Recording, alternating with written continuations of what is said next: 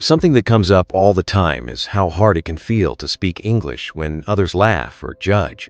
Just yesterday, a student told me, "Sir, when I speak, people smile and talk to each other. I feel very bad." Have you ever had an experience like that? Absolutely, and it really stings. I remember in school, every time I tried to say something in English, I'd get nervous thinking someone might giggle. That feeling of being watched or judged can make your mind just freeze, right? Totally. It's like your thoughts just vanish the moment you open your mouth. And in those moments, it's easy to feel like you're the only one struggling. But honestly, everyone learning a new language faces this. Even the best speakers started by making mistakes. What helps me is remembering that mistakes are kind of like little stepping stones. You can't get to the other side unless you step on a few.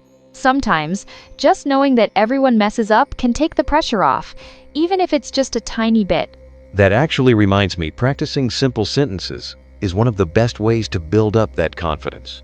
Like, instead of worrying about big fancy words, just saying, "I wake up at 7," or "I brush my teeth," can really boost your comfort. Exactly. Once you get a few of those basic sentences rolling, it's almost like your brain starts to relax.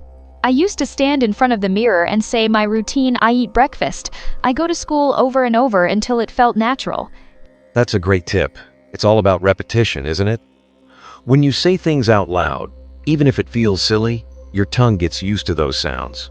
You can even try writing your sentences first if you get stuck. And don't be afraid to go slowly.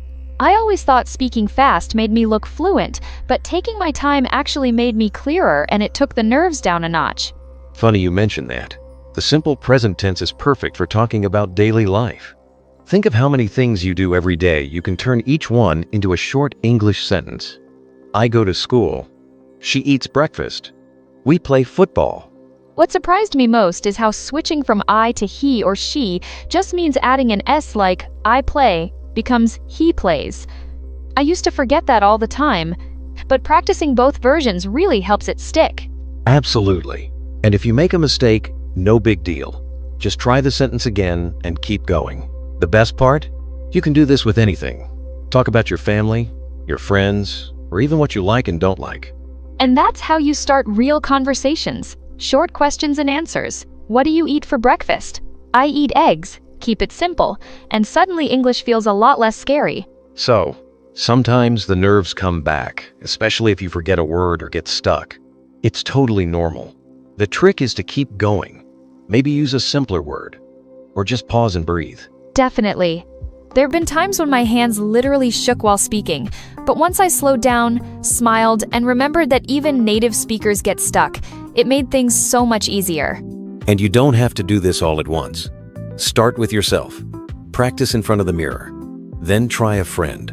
Then maybe a small group. Each step builds confidence. Plus, every time you speak, even if people laugh, you're getting better.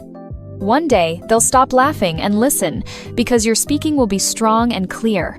That's something to be proud of. And that leads us right into the best habit, using English every day, little by little. You don't need big, complicated lessons. Just say what you do. I walked to school. I helped my mother. I read a book. I love that approach. Even just saying what you're doing as you do it. I eat breakfast. I write my homework makes English feel like a part of your life, not just a school subject. That's it. And don't forget, listening is just as important. Songs, stories, short videos, even if you don't understand every word, your ears start to catch more and more over time. And the best part? You start to celebrate the small wins. Understanding a new word or saying a full sentence is a victory. It's not about perfection, it's about being brave and enjoying your progress.